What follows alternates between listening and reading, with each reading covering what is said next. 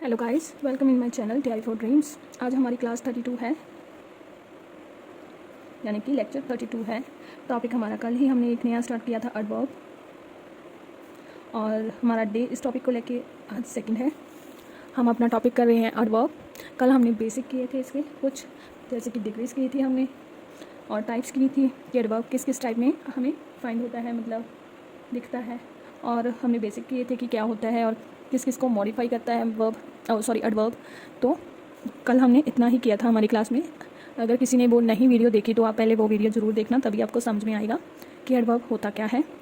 Adverb वो होता है जो एक वर्ब को मॉडिफाई करता है, जैसे कि शी वर्क्स हार्ड। तो वर्क्स क्या है आपका, वर्ब है, और हार्ड क्या है आपका, एडवर्ब है। क्यों? क्योंकि वो वर्क्स के बारे में आपको बता रहा है ना, कुछ इन्फॉर्मेशन कलेक्टेड है, गैदर्ड है फॉर किसके लिए, वर्ब के लिए, कि वर्क्स वो कैसे कर रहा है, हार्ड या स्लोली या फिर ईजिली, ये सब क्या है, एडवर्ब है। चलो वो तो कल बात हो चुकी थी आपकी, बेसिक क्लियर आई होप हो गई होंगे कल की क्लास में। आज हम रूल स्टार्ट करने वाले हैं, exam based rules exam based adverb के रूल स्टार्ट करने वाले हैं आज हमारा रूल नंबर 1 से स्टार्ट करेंगे हम। सबसे पहले तो आप गाइस सारे मेरे वीडियोस को लाइक किया करो और सब्सक्राइब करो मेरे चैनल को, और अपने फ्रेंड्स के साथ भी शेयर करो। चलो गाइस, आज हम अपने फर्स्ट रूल से स्टार्ट करते हैं। फर्स्ट रूल है एडवर्ब ऑफ फ्रीक्वेंसी। फ्रीक्वेंसी मतलब क्या होता है, एडवर्ब ऑफ फ्रीक्वेंसी, जैसे कि नंबर ऑफ टाइम्स, कि उससे ये पता चल सके कि जो वो काम है, ठीक, कौन सा काम कितनी बार उसने किया है, ये क्या होता है, एडवर्ब ऑफ फ्रीक्वेंसी। ये हम जो होता है ना, we use adverb of frequency ले लो या लिखो लो एडवर्ब ऑफ टाइम, ठीक। जैसे कि क्या होते हैं एडवर्ब ऑफ टाइम, जैसे कि ऑलवेज, वो ऑलवेज करता है, कोई भी काम कितनी बार हुआ है, तो always, often, never, ever, sometimes, usually, seldom, hardly, rarely, ये सब क्या है आपके एडवर्ब ऑफ फ्रीक्वेंसी है, मतलब एडवर्ब ऑफ टाइम है, जिनसे आपको पता चलता है कि कौन सा काम कितनी बार हुआ है। और ये क्या होते हैं, फर्स्ट रूल क्या कहता है, जो वर्ड, ये वर्ड मैंने आपको बताया ना एडवर्ब ऑफ फ्रीक्वेंसी वाले, ये क्या है, हमेशा आपके वर्ब के पहले आते हैं, कभी भी वर्ब के बाद में या फिर सेंटेंस के लास्ट में कभी नहीं आते। ये जो वर्ड्स दिए हैं मैंने आपको बताए हैं, वो हमेशा वर्ब के पहले आते हैं, मेन वर्ब के पहले आते हैं, ठीक। चलो लिखो, क्या लिखेंगे, rule number 1, adverb of frequency, या फिर लिख लो we use an adverb of time, या फिर लिख लो एडवर्ब ऑफ फ्रीक्वेंसी। फ्रीक्वेंसी क्या होता है, जिससे पता चल सके आप कौन सा काम कितनी बार कर रहे हो, ठीक। सच एज, कौन कौन से वर्ड होते हैं, देखो, always, often, never, ever, sometime, usually, seldom, hardly, rarely. ये क्या है, आपके कुछ एडवर्ब्स हैं, टाइम ऑफ एडवर्ब्स हैं, या फिर एडवर्ब ऑफ फ्रीक्वेंसी है, जो हमेशा किससे होते हैं, यूज्ड बिफोर द वर्ब, ठीक, द मॉडिफाई। मतलब जो ये सब जो हैं आपके, ये किससे मॉडिफाई करते हैं, वर्ब को मॉडिफाई करते हैं। फॉर एग्जाम्पल देखो इस सेंटेंस की, जैसे कि देखो, my friend goes to gym rarely. अब इस सेंटेंस में देखो, माई फ्रेंड क्या है आपका, सब्जेक्ट है, ठीक। गोज़ क्या है आपकी, मेन वर्ब है, वर्ब की फर्स्ट फॉर्म प्लस एस और ई एस, मतलब V5 है आपकी। टू क्या है आपकी, प्रपोजिशन है। जिम क्या है आपकी, ऑब्जेक्ट है। और रेयरली क्या है आपका, रेयरली क्या है आपका, एडवर्ब है। क्यों, मैंने बताया था ना, जिसके बाद पहले लास्ट में एल और वाई आता है वो हमेशा एडवर्ब होते हैं, ज़्यादातर आपके एडवर्ब होते हैं। और ये एडवर्ब है, ये कौन सा एडवर्ब है, रेयरली, टाइम ऑफ फ्रीक्वेंसी, मतलब एडवर्ब ऑफ फ्रीक्वेंसी। इससे आपको पता चलता है ना कि रेयरली वो कभी कभी जाता है, ठीक। तो ये हमेशा कहाँ आता है, यहाँ नहीं आएगा, ये कहाँ आएगा, कोर्स के पहले। क्यों? क्योंकि मैंने अभी आपको बताया ना, जो ऐसे एडवर्ब होते हैं वो हमेशा आपके मेन वर्ब के पहले आते हैं। My friend rarely goes to gym, बस इतना आप करोगे तो आपका सेंटेंस ठीक हो जाएगा। अब एग्जाम्पल नंबर 2, जैसे कि Sunita read story books frequently। अब इसमें देखो क्या है, फ्रिक्वेंटली क्या है आपका, एडवर्ब है। क्यों? क्योंकि सबसे पहले तो आपको यहीं से पता चल गया ना कि एल वाई है लास्ट में, तो ये हमारा एडवर्ब है। अब इसमें देखो, सब्जेक्ट है, वर्ब है, स्टोरी बुक्स है, मतलब ये ऑब्जेक्ट है और इसका एडजेक्टिव है, ठीक। तो अब देखो, ये एडवर्ब यहाँ नहीं आएगा, कहाँ आएगा आपका, रीड के पहले आएगा। Sunita frequently read story book, यहाँ क्या आएगा आपका, फ्रीक्वेंटली, कि वो कभी कभार स्टोरी बुक्स पढ़ती है, ठीक। क्या होता है, adverb of frequency always before the main verb of sentence. ठीक, ये आपका रूल नंबर 1 है। आई होप आप सबको क्लियर हो गया होगा रूल नंबर 1। अब रूल नंबर 2 देखो।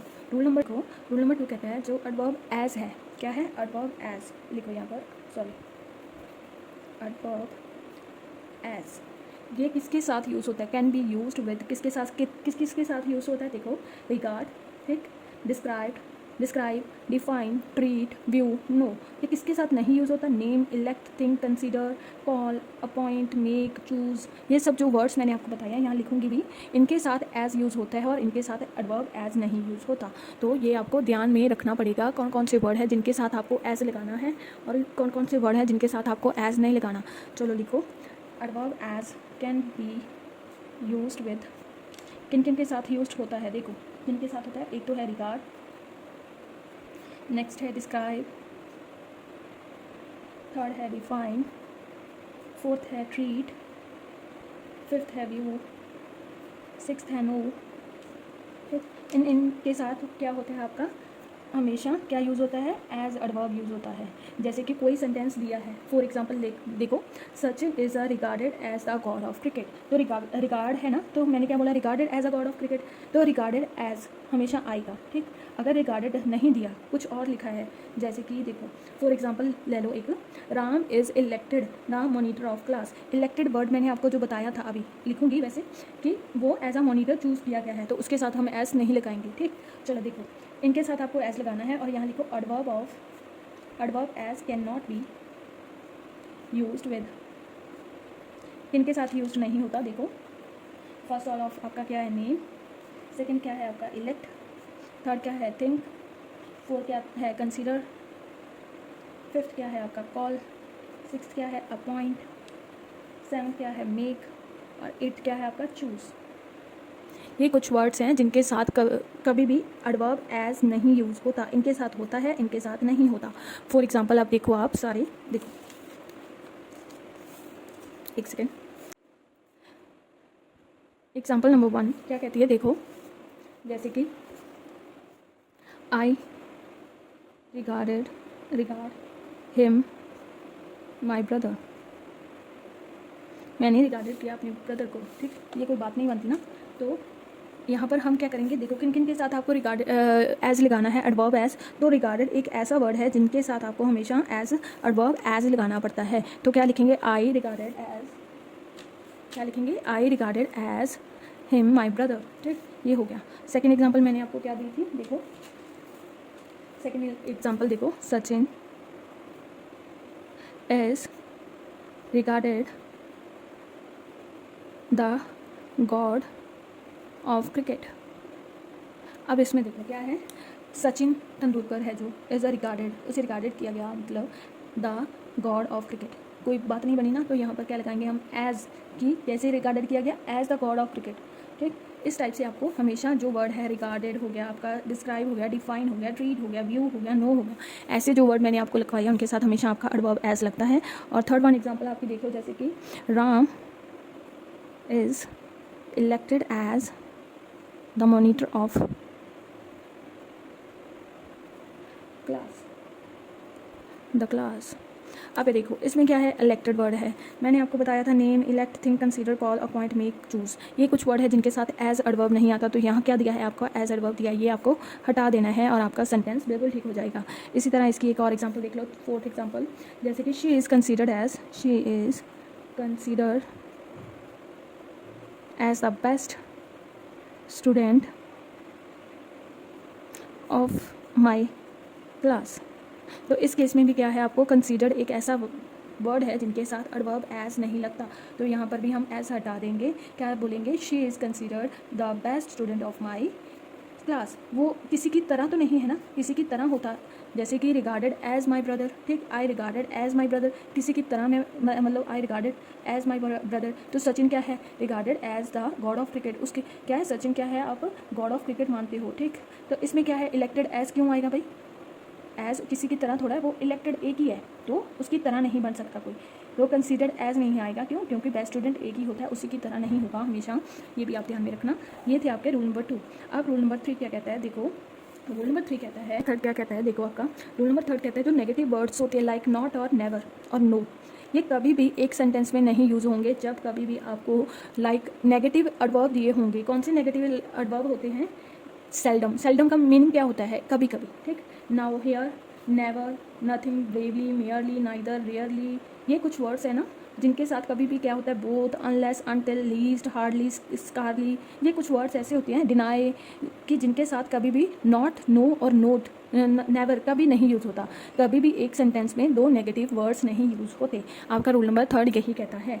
देखो क्या लिखेंगे? नेगेटिव वर्ड्स लाइक कौन कौन से होते हैं? नो, नॉट और नेवर, ये कभी भी किन से यूज़ नहीं होंगे? नॉट यूज्ड विद किन किन के साथ? देखो फर्स्ट क्या है? डिनाई, सेकंड क्या है? फॉरवर्ड, थर्ड क्या है? बोथ, फोर्थ क्या है? अनलेस, फिफ्थ क्या है? अनटिल, सिक्स्थ क्या है? लीस्ट, और सेवन्थ क्या है? हार्डली, क्या है? स्कार्डली, सॉरी, रेयरली, कभी कभार, सेल्डम, एंड टू, और क्या होता है? नथिंग, नेवर, और क्या होता है आपका? बेयरली, मेयरली, नाइदर। सारे वर्ड लिख लो आप, आपको ध्यान में रहेगा कौन कौन से। नाउ, हियर, ये क्या है?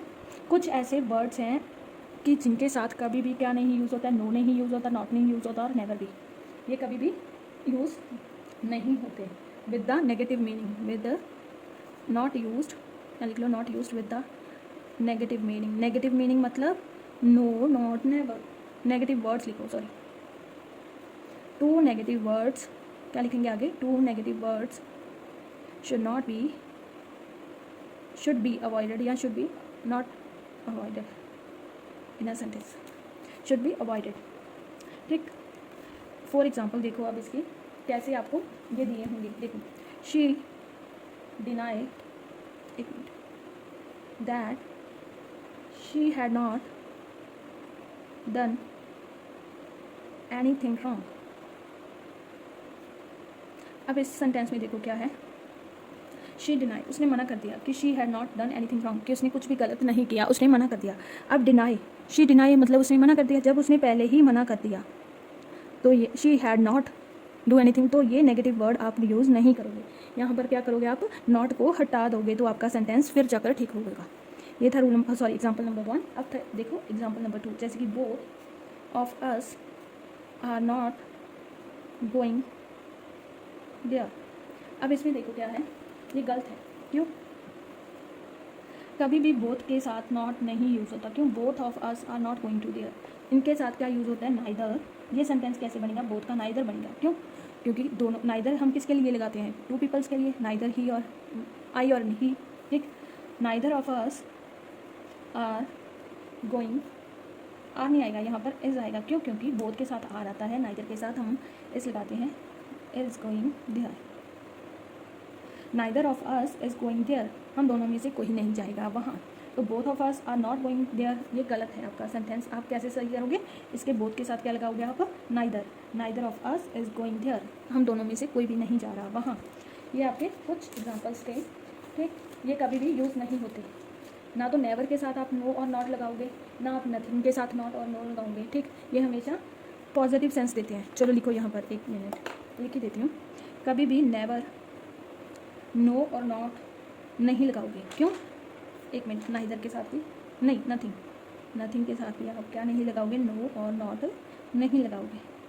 क्यों? क्योंकि वो क्या देंगे आपको? पॉजिटिव सेंटेंस दे देंगे, ठीक। She nothing that she had not done anything wrong, she said nothing that she had not done anything wrong. ये कोई सेंटेंस बना, ये पॉजिटिव मीनिंग देता है ना, इसीलिए ये कभी भी यूज़ नहीं होते। नेवर और नथिंग के साथ नो और नॉट कभी नहीं यूज़ करना, वो पॉजिटिव मीनिंग दे देगा आपको, ठीक। आप देखो देखो रूल नंबर 4 क्या कहता है, देखो रूल नंबर 4 कहता है जब भी सेंटेंस किन वर्ड से स्टार्ट हो, hardly, neverly, never, seldom, scarcely, barely, rarely, no sooner, extra, कुछ ऐसे वर्ड्स हैं मैं आपको लिख दूंगी। जब भी कोई भी सेंटेंस इन वर्ड से बिगनिंग हो, मतलब स्टार्ट हो, तो रूल ऑफ इन्वर्जन को हम फॉलो करते हैं। रूल ऑफ इन्वर्जन में क्या होता है, मेन सेंटेंस आपको हमने गिवन किस में होता है, सब्जेक्ट होता है, फिर ऑक्सिलरी वर्ब होता है और फिर मेन वर्ब और ऑब्जेक्ट होता है। अब इसमें क्या होगा आपका रूल ऑफ इन्वर्जन में क्या ऐसे चेंज होता है, हम क्या लगाते हैं, ऑक्सिलरी वर्ब पहले लगाते हैं, फिर सब्जेक्ट आता है, फिर हम क्या लगाते हैं, हमारा सब्जेक्ट मेन वर्ब लगाते हैं और फिर अदर वर्ड्स आते हैं। सो आप लिखो यहाँ पर rule of inversion. Inversion, rule of inversion क्या होता है, if a sentence is beginning with hardly, seldom, never, scarcely, barely, rarely, no sooner, extra, ये कुछ वर्ड्स हैं जिनके साथ क्या होता है आपका, देन क्या होता है, rule of inversion is followed. Rule of inversion क्या होता है, देखो मेनली आपको रूल ऑफ इन्वर्जन, देखो rule of inversion, auxiliary verb आता है पहले, फिर क्या आता है, सब्जेक्ट आता है, फिर क्या आता है, आपकी मेन वर्ब आती है। ये होता है आपका रूल ऑफ इन्वर्जन। जर्नली हमें क्या दिया होता है, देखो जर्नली हमें क्या दिया होता है, subject plus auxiliary verb plus main verb, और हम इन्वर्जन में, रूल ऑफ इन्वर्जन में कैसे चेंज करते हैं, देखो ऑक्सिलरी वर्ब पहले आता है, फिर सब्जेक्ट आता है, फिर मेन वर्ब आती है। ठीक, अगर कोई भी सेंटेंस है वो किससे स्टार्ट हो, scarcely, rarely, barely, no sooner, hardly और क्या था, नेवर, इन वर्ड से स्टार्ट हो, तो कन्वर्ट किस में होता है हमेशा, आपका auxiliary verb, subject, main verb और अदर वर्ड्स में। जैसे कि देखो यहाँ पर देखो, फॉर एग्जाम्पल ये कैसे देखो, scarcely my parents know about, sorry, my job profile. अब इसमें देखो क्या है, आपका स्केयरली से वर्ड स्टार्ट, सेंटेंस स्टार्ट होता है, इसे तो छोड़ ही दो आप एक बार। ठीक, तो अब क्या ये सब्जेक्ट दिया है आपको, नो क्या है आपका, वर्ब दिया है आपको, कौन सी वर्ब है, मेन वर्ब है। तो अब इसमें क्या करेंगे आप, कैसे चेंज करेंगे इसे, पहले तो लिखेंगे स्कार्सली, वैसे का वैसे आ जाएगा। अब मेन वर्ब इसकी क्या बनेगी, नो का फर्स्ट है, तो क्या होता है मेन वर्ब की ऑक्सिलरी वर्ब, नो की डू और डस होता है ना, जैसे डू। माई पेरेंट्स ये क्या है आपका, सब्जेक्ट है, यहाँ पर क्या आएगा, सब्जेक्ट आएगा। ठीक, फिर क्या लिखेंगे आप, मेन वर्ब आपकी know about my job profile. आपको क्या करना है, अगर ऑक्सिलरी वर्ब नहीं दिया तो आपको अब इतना पता होना चाहिए कि इसके साथ कौन सी ऑक्सिलरी वर्ब लगेगी। ठीक, ये क्या थी आपकी, प्रेजेंट टेंस थी। ठीक, उसी टाइप उसका प्रेजेंट टेंस की आपकी क्या लगेगी, ऑक्सिलरी वर्ब लगेगी। ये होता है आपका और रूल ऑफ इन्वर्जन। अब रूल नंबर 5, रूल नंबर 5 क्या कहता है, देखो रूल नंबर 5 कहता है जब एल्स दिया हो तो उसके बाद हमेशा क्या आएगा, else is followed by, sorry, but और रेदर। जब आपको रेदर दिया हो इज फॉलोड बाय देन। जब भी आपको सेंटेंस में एल्स दिया हो तो उसे किससे फॉलो करेंगे, बट से फॉलो करेंगे। और जब भी आपको रेदर दिया हो तो उसे किससे फॉलो करेंगे, देन से करेंगे। फॉर एग्जाम्पल देखो अब इनकी, I would rather die than beg, मैं मरना पसंद करूँगा भीख मांगने से पहले। तो I would rather die than beg, but यहाँ पर क्या करोगे आप, देखो रेदर आ गया तो क्या किया है हमने, रेदर देन यूज़ किया है रेदर के साथ। अब यहाँ पर अगर होता I would rather die but beg, तब हम नहीं यूज़ करेंगे, क्यों, बट यहाँ पर हम क्या यूज़ करते हैं, देन। रेदर के साथ हमेशा किसे फॉलो करते हैं, देन को, और एल्स किस फॉलो करता है आपको, बट के साथ। फॉर एग्जाम्पल जैसे कि it is nothing else but else than foolishness, ऐसे लिखो, foolishness, it is nothing else than foolishness, इससे ज़्यादा मन बुद्धि भाग्य नहीं होगा। और देन यहाँ पर नहीं यूज़ होगा, क्यों? क्योंकि रेदर के साथ दैन यूज़ होता है, एल्स के साथ क्या यूज़ होता है? बट। तो यहाँ हम क्या लगा देंगे? बट लगा देंगे और ये आपका सेंटेंस फिर जाकर ठीक हो जाएगा। आज के लिए गाइस इतना ही। रूल नंबर 5 तक हमने कर लिए। कल हम बाकी रूल्स करेंगे हमारे। आई होप आपको वीडियो अच्छी लगी होगी, आपको कॉन्सेप्ट समझ में आए होंगे और रूल्स समझ में आए होंगे। और thank you so much for watching my videos guys. Please like the videos and subscribe my channel for more videos and more topics covered. So please share with your friends also, and bye bye, take care, and please subscribe and please like the video. Tata, bye bye, have a nice day.